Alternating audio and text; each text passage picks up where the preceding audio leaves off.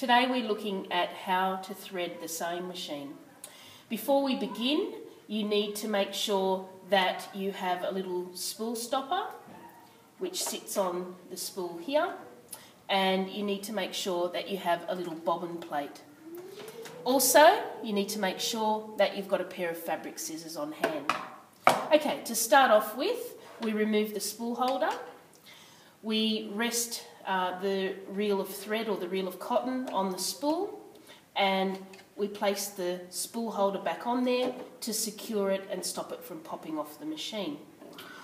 We run the thread along behind the thread guide there, and so we take it to the back. Now we run it down the front groove of the machine. There's a little arrow to say we need to go down and back up. Now, we need to place the thread behind the take-up lever. Sometimes the take-up lever doesn't show. If it's not showing, turn the hand wheel towards you and the take-up lever will pop up. So we just need to place the thread behind the take-up lever, and there's actually a little hole that the thread sits in. Okay. Now we run that straight down to where the needle is. Now there's a little metal clasp that wraps around the needle. We need to just place the thread behind that clasp so it holds it nice and tight next to the needle. Now the next part is a little bit tricky. In order to be able to thread the needle properly, just snip off the thread with your fabric scissors and just place a little bit of moisture on the end of the thread.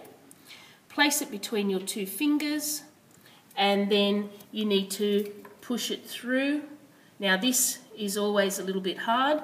If you can't actually get the thread, if the needle's too far down, just use the hand wheel and lift the needle up a little bit. So place the thread between your two fingers and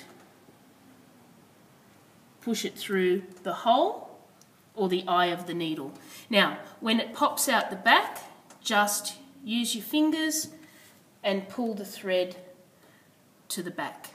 Okay, so that's the top part of the machine. That's done. Now, there's a second part to it. We need to take off the little bobbin plate, so we press the quick release button and take that plate off. The bobbin itself must be very tightly wound. If that's loose or has knots in it, you need to get another bobbin. Put the bobbin into the machine. Now, there's a little groove in the bobbin holder. You just need to pull the thread through that groove and wrap it around to the side. Now, this, you have to be careful here.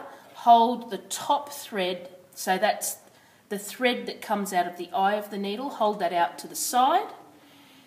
Now, using your other hand, turn the hand wheel towards you so that the needle goes into the machine, and as the needle comes out, pull on that thread, that top thread, and you can see the bottom thread is coming up through the sewing machine, and you can either grab it or use your scissors and grab it like that with the fabric scissors.